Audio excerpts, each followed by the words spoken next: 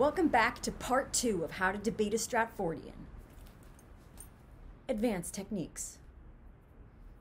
Okay, argument 1. Shakespeare never left England and his references to foreign countries are filled with goofy errors. For some reason, Stratfordians love to point out just how many mistakes Shakespeare made.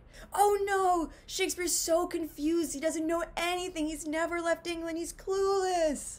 In nearly every case, Oxfordian researchers have investigated these errors and discovered that, unsurprisingly, Shakespeare was a highly accurate observer of his environment.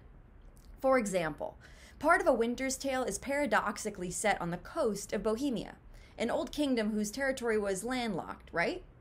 Stratfordians are like, oh, Bohemia doesn't have a coast. Shakespeare is a rube, just like we've told you. Not so fast. Edward de Vere traveled to Bohemia in the 1570s, and the Kingdom of Bohemia at that time did in fact control a coastal territory, which it would lose just 30 years later. Winter's Tale also contains the only reference Shakespeare makes to a contemporary artist, comparing a frozen woman to a sculpture created by Giulio Romano. Romano has been remembered by history as a painter, not a sculptor, and mainstream scholarship holds that Shakespeare must have made an error. According to a Stratfordian professor at the University of London, Shakespeare, quote, knew nothing about art, and in The Winter's Tale, when he speaks of a sculptor being that rare Italian master, Giulio Romano, he did not know that Giulio Romano was not a sculptor. How and where he came across that name, Lord only knows. But recent scholarship has unveiled that Romano in fact had a thriving sculpture studio in Mantua, which Edward de Vere may have visited during his well-documented travels through the region. Oxfordian scholar Michael Delahoyde at Washington State University has credited Romano's breakthroughs in perspective art with inspiring multiple passages in Shakespeare's works. Stratfordians have raised a variety of other quibbles relating to minute details of Italian geography and seafaring that Shakespeare supposedly got wrong. As Oxfordian researchers comb through archival records, the bard keeps racking up points, and the claim that he never set foot in Italy grows increasingly untenable. Shakespeare's verse poem Lucrece has a 200-line description of a mural of the Trojan War. This mural was painted on the walls of the guest room in the ducal palace of Mantua where Edward de Vere slept. And the beautiful floor mosaic of a cathedral in Siena demonstrates striking parallels to Shakespeare's iconic 7 Ages of Man speech. Argument 2. There's tons of documentary evidence that Will of Stratford wrote the plays. Anyone who denies this is a conspiracy theorist. While Will of Stratford certainly existed, and there's even evidence connecting him to the theater, one can only arrive at the conclusion that he wrote plays by jumping. Yes, we see that he owned shares in a theater company, and yes, he is mentioned on 3 cast lists as an actor, all of which were written by Ben Jonson as an in-joke or dog whistle, as we've covered. However, this was an era in which people kept journals and wrote letters, and not a single person ever recounts meeting a playwright named William Shakespeare. Will of Stratford's son-in-law, a doctor, keeps a diary and never once bothered to mention that his wife's father was the most famous writer in England.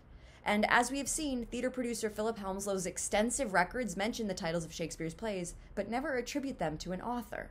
William Shakespeare offers a poetic image of a writer heroically brandishing his pen, and it also winks cheekily at the type of sexual innuendo that abounds throughout Shakespeare's plays.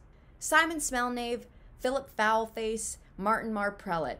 These are just some of the many pseudonyms that circulated on pamphlets during the Elizabethan period, which is still referred to by some scholars as the Golden Age of cryptography.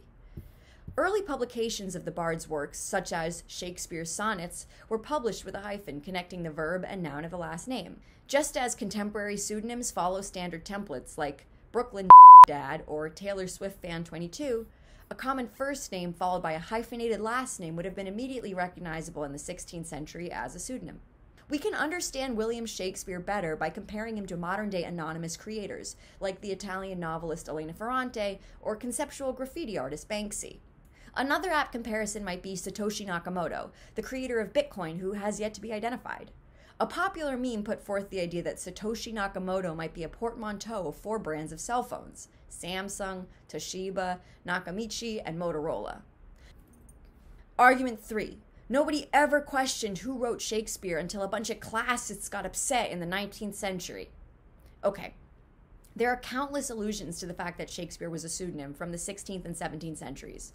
Alexander Waugh has a great YouTube video series called So-and-So Knew, where he catalogs the many people who covertly signaled that they were in on the aristocracy's biggest open secret. So I recommend you checking them out if you want more information.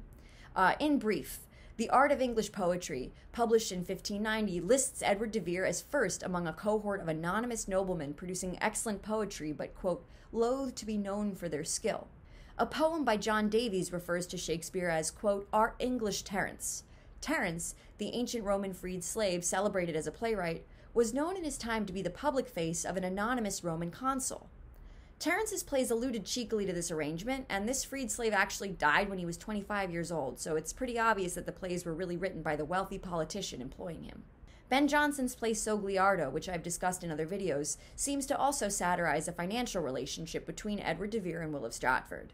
The Stratfordian narrative is that nobody ever wondered who really wrote Shakespeare until a bunch of people with class prejudice in the 19th century. But even a cursory examination of Elizabethan England shows that this was a milieu in which anonymous writing abounded.